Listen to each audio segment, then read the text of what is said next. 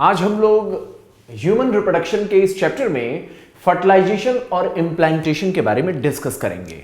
Fertilisation आप जानते हैं, जब मेंस्ट्रुअल साइकिल के मिड में एक नॉर्मल मेंस्ट्रुअल साइकिल जो 28 डेज की होती है, उसके मिड में यानी 14 डेज पर ओवुलेशन होता है, सेकेंडरी oocyte फैलोपियन ट्यूब में पहुंचती है। फिम्ब्री एक पार्ट होता है, फिम्ब्री वहां से वो कैप्चर की जाती है और वो फैलोपियन ट्यूब के एम्पुला के रीजन में पहुंचती है। मैंने पिछले लेक्चर में डिस्कस किया था कि वो सेकेंडरी oocyte 24 to 48 आवर्स तक जीवित रह सकती है। हालांकि 24 आवर्स ही उसका इन जनरल उसकी लाइफ होती है। अगर फर्टिलाइजेशन नहीं हो पाएगा तो वो मैक्सिमम 24 आवर्स तक जिंदा रह पाती है और उसके बाद धीरे धीरे उसकी जो लाइव एक्टिविटीज होती हैं धीरे धीरे खत्म होने लगती है और 48 आवर्स तक वो पूरी तरीके से डिजेनरेट हो जाती है। तो ये सेकेंडरी oocyte कहां पहुंच गई? फैलोपियन ट्यूब में, इस उम्मीद में कि स्पर्म पहुंचेगा। तो कोइटस के दौरान, सेक्स के दौरान स्पर्म अगर पहुंच जाएगा तो क्या होता है, उस चीज को हम देखते हैं। यहां पर उन्हीं सारी चीजों को हमने डिस्कस किया है और उसी बातों को ध्यान में रखते हुए हमने इस टॉपिक को चुना है। यहां पर देखें तो सेक्स के दौरान सीमेन के भीतर जो स्पर्म्स होते हैं वो वेजाइना, फिर सर्विक्स के द्वारा यूट्राइन कैविटी में, और यूट्राइन कैविटी से ऊपर चढ़ते हुए फैलोपियन ट्यूब के पहले पार्ट जिसे हम इस्थमस कहते हैं, ये जो शुरुआती पार्ट है इसे हम कहते हैं इस्थमस।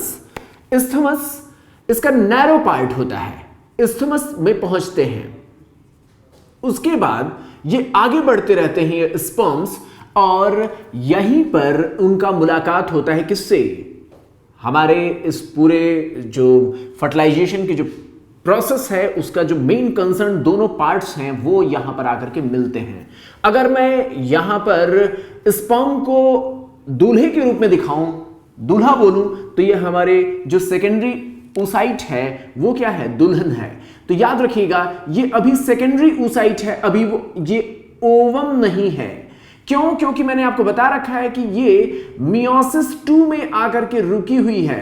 तो ये मियोसिस 2 के स्टेज में आकर के रुकी हुई है। इसका मेटाफेज 2 अभी कंप्लीट नहीं हो पाया है। इसका मेटाफेज 2 अभी कंप्लीट नहीं हुआ है। सेकेंडरी oocyte है जो यहां से रिलीज करके ओवुलेट हुई है, वो यहां पर एम्पुलरी रीजन में पहुंच करके दूल्हे का इंतजार कर रही है। यहां पर होता क्या है? दूल्हा एक दो नहीं, बहुत बड़ी संख्या में पहुंचते हैं, लेकिन शादी किससे होती है? सिर्फ एक से। यानी फर्टिलाइजेशन किससे होता है? सिर्फ एक से। अगर एक से ज्यादा दूल्हे अगर फर्टिलाइज कर लेते हैं तो वो फर्टिलाइजेशन फॉल्टी होता है, वो फर्टिलाइजेशन सक्सेसफुल नहीं माना जा सकता है। इस बात को आपको समझना होगा कि एक ही स्पर्म एक सेकेंडरी oocyte के साथ कांटेक्ट बनाए तो सही है, अगर मल्टीपल फ्यूज कर गए तो वो डिजेनरेट हो जाएंगे क्योंकि वो कंपैटिबल नहीं होंगे जाइगोट बनाने के लिए। ये चीज होती है। अब हमने आपसे क्या समझाया कि यहां से तो चले मिलियंस ऑफ स्पर्म्स, उसमें जो सबसे ज्यादा एक्टिव होगा, जो सबसे फास्ट होगा, वो जाकर के इस सेकेंडरी oocyte के कांटेक्ट में पहुंचेगा। इसी बात को लेकर के कई बार व्हाट्सएप में एक मजाकिया तौर पर एक संदेश एक दूसरे से लोग भेजते रहते हैं कि आप कभी निराश मत होइए, क्योंकि आप वो ऐसे स्पर्म रहे हैं जिसने बहुत सारे लोगों को पछाड़ करके, बहुत सारे लोगों को हराते हुए जाकर के एग को फर्टिलाइज किया हुआ होगा। तो यही है लाइफ। आप देखें, मिलियंस ऑफ स्पर्म्स में से कोई एक स्पर्म जाकर के इस सेकेंडरी oocyte के करीब पहुंचता है। जब ये इसके करीब पहुंचता है तो अगला कोई ना पहुंचने पाए इसकी पूरी कोशिश करता है। यहां फर्टिलाइजेशन का जो हिस्सा है उसे समझना जरूरी है। एक्चुअली फैलोपियन ट्यूब को जब हम देखते हैं तो ये जो स्टार्टिंग का जो पार्ट है जो ओवरी से जुड़ा हुआ है, इसे हम कहते हैं फिम्ब्री। फिम्ब्री है ये। फिम्ब्री के आगे का हिस्सा थोड़ा सा डायलेटेड होता है। डायलेटेड पार्ट एम्पुला कहलाता है। ये डायलेटेड पार्ट, जो कि थोड़ा सा आपको समझना होगा, ये थोड़ा सा डायलेटेड पार्ट है, ये एम्पुला कहलाता है। एम्पुला के खत्म होने के बाद फैलोपियन ट्यूब नैरो हो जाती है, फैलोपियन ट्यूब संकरी हो जाती है, रास्ता थोड़ा नैरो हो जाता है। तो इसी एम्पुला में दुल्हन इंतजार कर रही है, किसका? दूल्हे का। इस सकरे रास्ते से, इस नैरो रास्ते, इस थमस से पहुंचते हुए जब दूल्हा यहां पहुंचता है तो दुल्हन यहां से पहुंचती है उसका स्वागत करने के लिए। मिलन कहां पर होता है? मुलाकात कहां पर होती है? मुलाकात होती है एम्पुलरी इस्थमिक जंक्शन पर। तो ये जो मुलाकात हो रही है, जो मिलन हो रहा है, जब ये देखती है कि इसका दूल्हा यहां से आ रहा है तो ये दुल्हन भी भाग करके जाती है और मुलाकात होता है। ये साइट कौन सा है? एम्पुलरी इस्थमिक जंक्शन है। यानी अगर कोई एग्जैक्टली आपसे पूछे कि फर्टिलाइजेशन का रियल साइट कौन सा है, एम्पुला और इस्थमस के बीच का जंक्शन। अगर ये ऑप्शन में नहीं है तो आप सेकंड ऑप्शन में मानेंगे बेस्ट ऑप्शन ये है, लेकिन अगर ये नहीं है तो आप ये कहेंगे कि एम्पुला में फर्टिलाइजेशन होता है। कभी भी आप आंसर नहीं करिएगा कि इस्थमस में कभी फर्टिलाइजेशन हो जाए, ऐसा कभी पॉसिबल नहीं है। फर्टिलाइजेशन जब भी होता है वो इसी जंक्शन पर होता है। जंक्शन का नाम लिखा हुआ हो बेस्ट ऑप्शन, नहीं लिखा है तो आप एम्पुला को टिक करिएगा। जब ये इसके करीब पहुंचता है तो ये शादी होती है, इनके बीच में रियल शादी हो रही है मेल स्पर्म और सेकेंडरी oocyte के बीच में। यहां पर आप देखेंगे इस पूरी प्रक्रिया में, इस पूरी प्रोसेस में स्पर्म इस सेकेंडरी oocyte के पास जब पहुंचता है तो कौन कौन सी घटनाएं घटती हैं। एक्चुअली ये जो ओवम है, सेकेंडरी oocyte जो है, बात आप पिछले लेक्चर को आप लिंक करके जब तक पढ़ेंगे तभी आप समझ पाएंगे। मैंने आपको बताया था यहां पर प्राइमरी फॉलिकल या यूं कहें प्राइमोर्डियल फॉलिकल से लेकर के ग्राफियन फॉलिकल तक के जो चेंजेस आपने पढ़े थे, उसके बाद आपने देखा था कि यहां जो सेकेंडरी oocyte रिलीज होती है वो एक्चुअली अपने साथ साथ कुछ ग्रेनुलोसा के सेल्स को भी लेकर के आती है। ये कुछ ऐसा आप समझें कि यहां पर आपको पिछले लेक्चर में मैंने आपको समझाया था ना, सेकेंडरी oocyte के चारों ओर घिरी हुई बहुत सारी सेल्स होती हैं, वो होती है ग्रेनुलोसा की सेल्स। ये ग्रेनुलोसा की सेल से घिरा हुआ रहता है और वो जब टूटता है ना तो उसके साथ साथ वो ग्रेनुलोसा के सेल्स बाहर भी निकलते हैं, बाहर भी आते हैं। और ये बाहर आए हुए जो ग्रेनुलोसा के सेल्स हैं ये रेडिएटिंग रेज की तरह नजर आते हैं, इसलिए इसे हम कहते हैं कोरोना रेडिएटा कहते हैं। इसका नाम क्या देते हैं हम? कोरोना रेडिएटा इसका नाम देते हैं। और इसके भीतर की लेयर अगर आप देखें तो यहां पर जो ब्लू कलर से मैं आपको दिखा रहा हूं ये है जोना पेलोसिडा की लेयर। यहां पर जो आप ब्लू कलर से आप देख रहे हैं वो है जोना पेलोसिडा की लेयर। उसके भीतर एक छोटी सी स्पेस होती है, बहुत ही एक पतली सी थिन स्पेस होती है जिसे हम कहते हैं पेरीविटिलाइन स्पेस कहते हैं। और उसके भीतर पड़ा हुआ है सेकेंडरी oocyte। तो ये है सेकेंडरी oocyte। ये सेकेंडरी oocyte इंतजार कर रहा है अपने पियाजी का, अपने उस प्रेमी का। प्रेमी कौन है? स्पर्म है। स्पर्म जब पहुंचता है तो देखता है कि इसके पीछे और भी लोग पीछे पड़े हुए हैं इस दुल्हन के, है ना।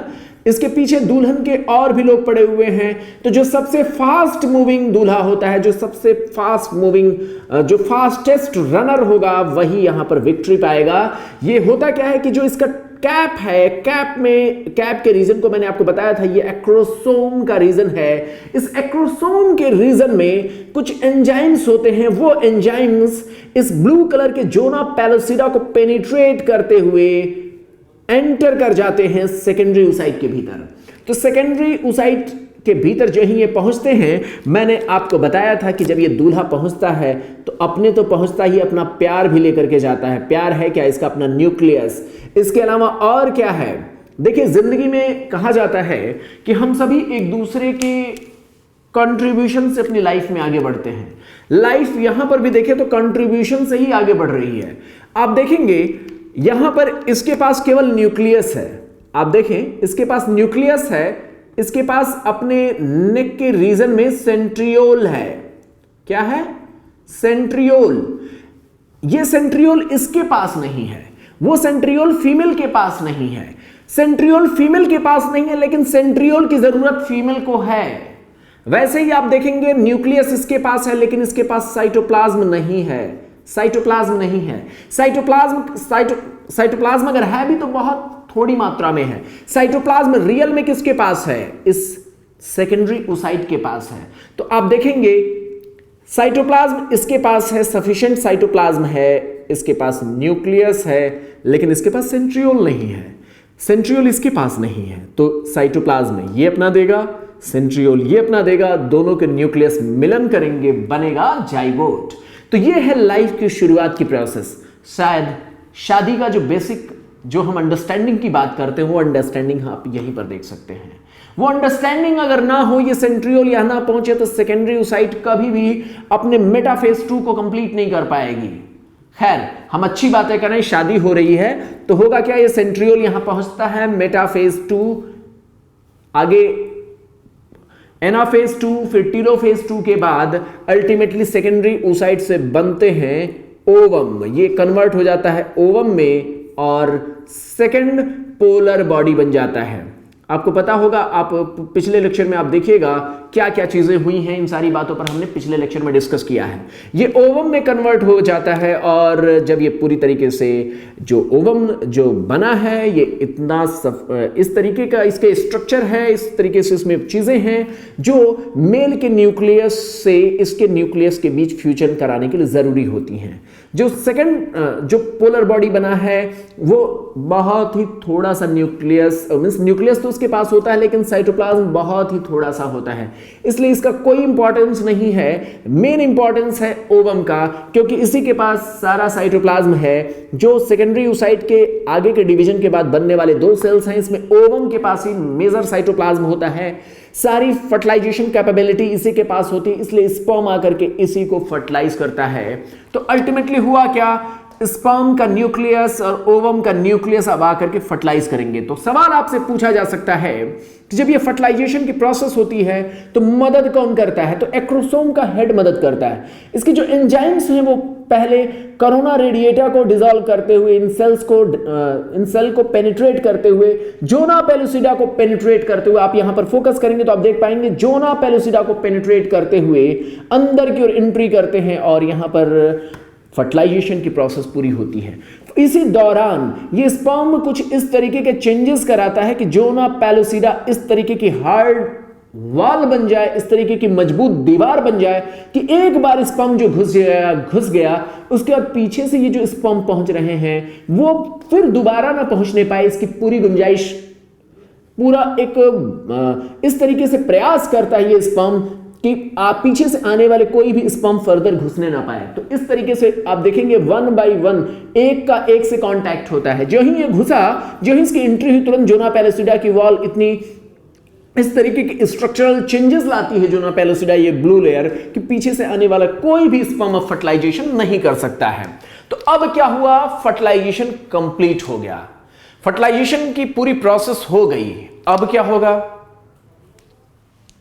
सुहागरात होगा, गोल्डन नाइट। गोल्डन नाइट में कितने समय लगते हैं, 12 घंटे। वही बात यहां पर भी होती है। 12 to 24 आवर्स के बाद आप देखते हैं, उसके बाद आप एक पूरी गोल्डन नाइट के बाद यानी 12 to 24 आवर्स के बाद आप ये एम्पुला और ये जो स्थमिक जो जंक्शन है, यहां से जो फर्टिलाइज जो जाइगोट बना है, फर्टिलाइजेशन के बाद बनने वाला जाइगोट अब नीचे की ओर इस यूट्रस की ओर इंप्लांटेशन का प्रयास करता है। तो जाइगोट यहां से अब आगे बढ़ेगा, फर्टिलाइजेशन हो गया, अब इनको हटा देते हैं। अब हम अपने दुल्हन को, मींस जो हमारा जो प्राइम कंसर्न का जो पार्ट है, जो फर्टिलाइज्ड जो सेकेंडरी oocyte के बाद ओवम बना, ओवम ने स्पर्म से फर्टिलाइज करके जाइगोट बनाया। अब ये जाइगोट यूट्रस की ओर आगे बढ़ेगा और बीच रास्ते में ये मल्टीप्लाई भी होता रहेगा। तो आप देखते हैं कि आफ्टर 12 to 24 आवर्स ये 2 सेल में डिवाइड हो जाता है। आगे और भी ये फर्टिलाइजेशन फास्ट करने लगता है, 2 से 4, 4 से 8, 8 से 16 सेल स्टेज आ जाती है। ये जो 16 सेल स्टेज है उसको हम मारुला कहते हैं। ये तीसरे दिन पर ये स्टेज आती है। आप बात समझ पा रहे हैं? ये डेज आपको याद रखना जरूरी नहीं है क्योंकि एनसीईआरटी ने मेंशन नहीं किया, लेकिन फिर भी आपको ये चीजें थोड़ा सा एक इंटरेस्टिंग बनाने के लिए मैंने आपको बताया है। जितनी भी मैंने थोड़ा बहुत आपको सब्जेक्ट का कॉन्सेप्ट आसानी से समझ में आए, इसलिए कोशिश किया है कि आपको थोड़ा बहुत मजाक का भी मैंने सहारा लिया है। 12 to 24 आवर्स में 2 सेल स्टेज आती है, 4, फिर 8 to 16 जो स्टेज होती हैं उसको मारुला कहते हैं। ये मारुला जो स्टेज है वो 3rd डे पर मिलता है। इसके बाद ये नीचे उतरते उतरते उतरते उतरते आइडियली लोग कहते हैं 5th to 7th डे, हालांकि कुछ किताबों में 5th to 7th डे के बाद ये इम्प्लांटेशन करता है, यूट्राइन जो वॉल है, जो एंडोमेट्रियम है, उससे चिपकने की कोशिश करता है। क्यों? क्योंकि अब इसको न्यूट्रिशन चाहिए और इसको यहां से न्यूट्रिशन पाने के लिए एंडोमेट्रियम की दीवार से जुड़ना होगा, उससे चिपकना होगा, जिस प्रोसेस को हम कहते हैं इम्प्लांटेशन। इम्प्लांटेशन कैसे होगा उसको अब हम आगे डिस्कस करेंगे। आइडियली अगर आप मोटे तौर पर आप समझें तो मारुला का स्टेज कैसे आया, किस डे पर आया? ये आता है 3rd डे पर। इम्प्लांटेशन कब होता है? तो वैसे 5th to 7th डे किसी भी डे पर हो सकता है, लेकिन मोटे तौर पर आप याद रखें 7th डे पर इम्प्लांटेशन होता है। अब बात करें इस दौरान जो डिवीजन हो रहे थे वो किस तरीके से हुए होंगे, डिवीजन कैसे हुए होंगे, उसको अगर हम यहां पर समझने की कोशिश करें तो यहां पर हम देख पाएंगे कि ये डिवीजन कैसे हुआ होगा। आप जानते हैं ना कि जो सबसे बड़ा यहां सुरक्षा जो है दुल्हन का वो है जोना पेलुसिडा। जोना पेलुसिडा ही था जिसने दुल्हन को फर्दर किसी स्पर्म से फर्टिलाइज नहीं होने दिया। सिर्फ एक स्पर्म आया, उसने सिर्फ एक सेकेंडरी oocyte को फर्टिलाइज किया, उसके बाद फर्दर कोई नहीं आ सका क्योंकि जोना पेलुसिडा की प्रोटेक्टिव लेयर थी। खैर 2 सेल स्टेज कब आता है? 24 आवर्स के बाद 2 सेल स्टेज आ जाता है, जाइगोट अब मल्टीप्लाई करना शुरू कर देता है। 2 से 4, 4 से 8, 8 से 16 स्टेज आने लगती है। अब आप जानते हैं कि चूंकि इस प्रोटेक्टिव लेयर की अब जरूरत धीरे धीरे खत्म होने लगती है। क्यों? क्योंकि अब कोई स्पर्म आने वाला नहीं है, जो इनको फर्टिलाइज करना था उन्होंने फर्टिलाइज कर दिया, अब कोई खतरा नहीं है। आपने एक मजाक के तौर पर मैं आपको बताऊं, कई बार आपने सुना होगा सोसाइटी में क्या होता है, जब तक शादी नहीं हुई होती है तब तक इधर उधर मनचले लोग पहुंचते रहते हैं, स्पर्म लोग, लेकिन एक बार अगर मैरिज हो गई तो उसके बाद कोई खतरा नहीं होता है, फिर उतनी सेफ्टी और सिक्योरिटी की जरूरत नहीं होती है। यहां सिक्योरिटी कौन था? देखिए ना, ये जो हमारी दुल्हन है उसकी सिक्योरिटी में कौन कौन था? उसकी कुछ सहेलियां थी और कौन था? जोना पेलुसिडा था। अब चूंकि शादी हो गई है, अब कोई स्पर्म पहुंचेगा नहीं, जिसको फर्टिलाइज करना था उसने फर्टिलाइज कर दिया। इसके बाद क्या होगा? थोड़ी देर बाद ये जोना पेलुसिडा की लेयर अब डिसइंटीग्रेट करना शुरू कर देती है, डिसॉल्व होना शुरू हो जाती है, ये समाप्त हो जाती है। मारुला के स्टेज पर देखा जाता है कि ये धीरे धीरे खत्म होने लगी है। और मारुला के स्टेज कब कहते हैं? मारुला का स्टेज हम कहते हैं 8 to 16 सेल स्टेज को हम मारुला स्टेज कहते हैं। यहां पर आप देखेंगे, देखिए एक्चुअली जब हम टर्म लेते हैं तो मारुला, ब्लास्टुला, गैस्ट्रुला इस तरीके के टर्म्स होते हैं, तो इसमें सबसे पहले जो हम टर्म ले रहे हैं वो है मारुला का। यहां मारुला के स्टेज में क्या हुआ? 8 to 16 सेल जो एक बंच जो सेल्स का बना हुआ उसको हम मारुला कहते हैं। और इस दौरान जो डिवीजन से लगातार बनने वाली सेल्स होती हैं उनको हम कहते हैं ब्लास्टोमियर्स। ये जो डिवाइड करके जो सेल्स बन रही हैं उनको हम नाम देते हैं ब्लास्टोमियर्स का। 8 to 16 सेल स्टेज में इसे हम कहते हैं मारुला। और देख रहे हैं आप यहां पर जोना पेलुसिडा धीरे धीरे डिसइंटीग्रेट कर रही है। इतना ही नहीं, एक और घटना घटती है। आपको मैं एक बहुत ही इंटरेस्टिंग बात बताऊं, लाइफ की शुरुआत एक सिंगल जाइगोट से होती है। आप कल्पना करें, अपने मन की आंखों को खोलें तो आप देख पाएंगे कि जिंदगी की शुरुआत एक जाइगोट से होती है जो पूरे शरीर को बनाने का इंफॉर्मेशन रखता है। कितना खास होगा वो जाइगोट कि आप बाद में देखते हैं कि उसी के डिवीजन से हाथ अलग बन गया, सर अलग बन गया, एब्डोमेन अलग बन गया, लेग्स अलग बन गए, जेनेटेलिया अलग बन गए। कैसे हुआ होगा? एक्चुअली जब वो सेल्स जाइगोट का जब आगे डिवाइड करने लगता है तो बाद में वो अपना डिवीजन ऑफ लेबर करा देता है, यानी यहां पर डिवीजन हो जाता है, सबको अपनी अपनी जिम्मेदारी देने की बात आती है। बात समझें, ये बड़ा खास बात है। जाइगोट में अभी लगातार डिवीजन चल रहा है, जाइगोट आगे डिवाइड करके मारुला स्टेज तक आ गया, उसके बाद यहां पर फर्दर डिफरेंशिएशन सेल्स में शुरू हो जाएगा। अब तय करना शुरू हो जाएगा कि अब हम लोग काफी बड़े हो गए, अपनी अपनी जिम्मेदारी पर अब संभालना शुरू कर दें, बच्चे नहीं रह गए, हम बड़े हो गए हैं। तो यहां पर देखा जाता है कि जोना पेलुसिडा आगे मारुला के आगे स्टेज में भी धीरे धीरे डिसइंटीग्रेट होना शुरू हो गई है और भीतर जो सेल्स हैं उनकी संख्या भी बढ़ रही है।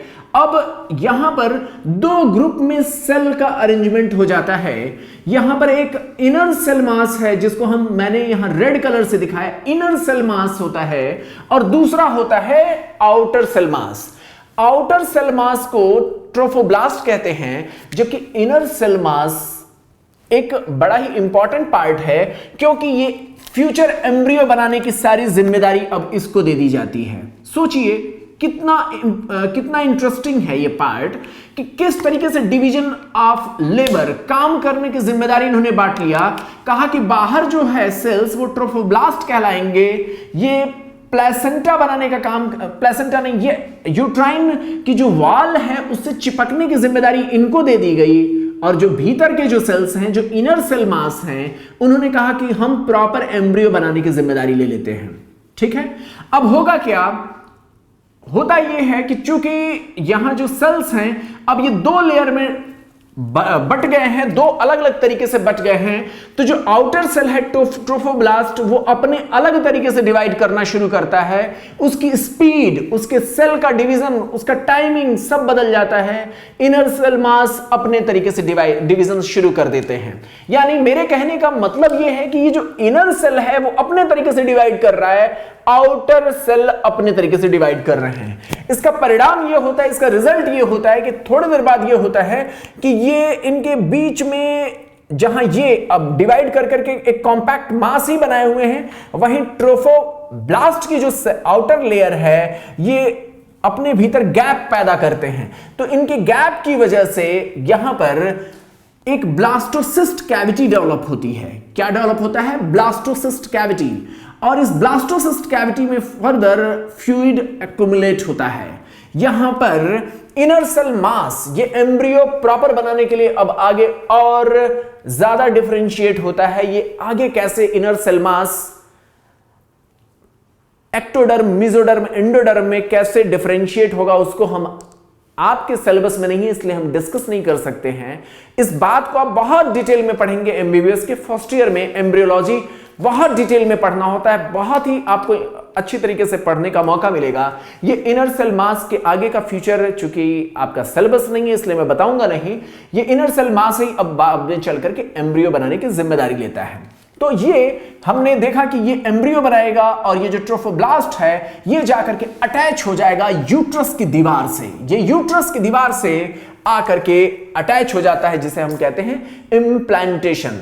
तो ये पूरी प्रक्रिया फर्टिलाइजेशन और इम्प्लांटेशन की हम लोगों ने अभी डिस्कस किया है। चलिए उसकी एक समरी हम बना लेते हैं। समरी जब हम बनाते हैं तो हम देखते हैं कोइटस के दौरान, सेक्स के दौरान क्या होता है, सीमेन वजाइना में इजेक्ट किया जाता है और इस दौरान सीमेन के भीतर के जो स्पर्म हैं ये वजाइना में एंटर कर जाते हैं। सीमेन के भीतर होता है स्पर्म, ये स्पर्म धीरे धीरे वजाइना में एंटर कर जाते हैं और ये वजाइना के रास्ते ऊपर चढ़ने लगते हैं सर्विक्स पर। सर्विक्स से ये फैलोपियन ट्यूब में चढ़ने लगते हैं। तो ये सर्विक्स से फिर फैलोपियन ट्यूब में चढ़ते हैं और फैलोपियन ट्यूब के एम्पुलरी स्थमिक जंक्शन पर पहुंचते हैं। वहां पर ही इनका इंतजार कर रही है सेकेंडरी oocyte और यही वो साइट है जहां पर फर्टिलाइजेशन होता है।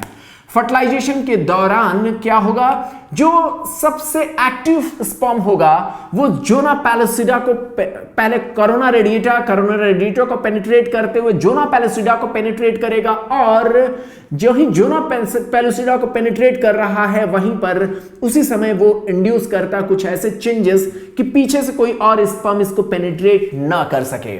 तो इस तरीके से स्पर्म ने जोना पैलिसिडा को स्ट्रक्चरल चेंजेस करने के लिए इंड्यूस किया ताकि पीछे से कोई स्पर्म ना आकर के उसको फर्दर और स्पर्म ना आ सके।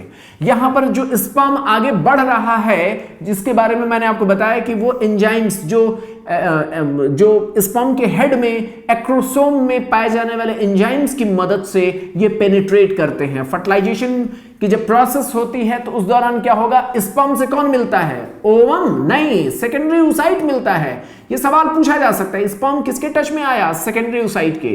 ये सेकेंडरी oocyte क्या है, एक अरेस्टेड सेल है जो कि मेटाफेज सेकेंड में मियोटिक टू डिवीजन के मेटाफेज 2 में अटका पड़ा हुआ है। अब क्या होगा, ये जो ही स्पर्म यहां पर पहुंचता है तो ये सेकेंड मियोसिस का जो सेकेंड डिवीजन है उसके मेटाफेज 2 में ये अटका पड़ा हुआ है। जो ही ये आया तुरंत इसका डिवीजन कंप्लीट हो जाता है और यहां से सेकेंडरी oocyte 2 सेल्स में बदल जाती हैं। एक होता है ooted या ओवम और दूसरा होता है सेकेंडरी पोलर बॉडी। ये सेकेंडरी पोलर बॉडी किसी काम का नहीं है, ये किसी काम का नहीं है, काम का है ooted या ओवम। अब इस ओवम जो बदल गया सेकेंडरी oocyte ओवम में, वो रियल में यही वो ओवम है जो स्पर्म के काम का है। स्पर्म को देख करके सेकेंडरी oocyte में फर्टिलाइजेशन स्टार्ट हुआ और ये फर्दर 2 सेल्स में बदली। रियल में ये दूल्हा इससे फर्टिलाइज नहीं करेगा, इससे फर्टिलाइज करेगा, इससे नेक्स्ट जनरेशन में। तो ओवम या ooted से स्पर्म का न्यूक्लियस अब जुड़ता है और बनता है जाइगोट। जाइगोट आगे डिवीजन शुरू करता है। अगले 12 to 24 आवर्स में आप 2 सेल्ड स्टेज देखते हैं, फिर आगे और सारे मल्टीपल मल्टीप्लिकेशन चलते रहते हैं। 8 to 16 सेल्ड स्टेज में हम इसे मॉड्यूला स्टेज कहते हैं। इस दौरान बनने वाली जो सेल्स हैं उसे हम ब्लास्टोमियर्स कहते हैं, जो बनने वाली सेल्स हैं। मैंने आपको बाद में बताया कि ये जो 8 to 16 स्टेज के बाद और आगे जब बढ़ता है तो सेल्स 2 लेयर्स में अपने आप में डिफरेंशिएट हो जाती हैं, आउटर ट्रोफोब्लास्ट और भीतर इनर सेल मास। तो अब क्या होगा, ट्रोफोब्लास्ट की जिम्मेदारी दे दी जाती है कि ये यूट्राइन एंडोमेट्रियम से अटैच हो, यानी ये इम्प्लांटेशन के लिए मदद करे, जबकि इनर सेल मास एम्ब्रियो बनाने के लिए रिस्पॉन्सिबिलिटी ले लेता है। तो इस तरीके से इम्प्लांटेशन की पूरी प्रोसेस हमने देख लिया। यहां पर जब हम बात करते हैं किस तरीके से स्पर्म का न्यूक्लियस ओवम के न्यूक्लियस से जुड़ता होगा, तो उस दौरान मैंने आपको बताया ना कि उनके रियल में सारे क्रोमोसोम्स, वो सारी चीजें जो आप मियोसिस में पढ़ते हैं वही सारी चीजें होंगी।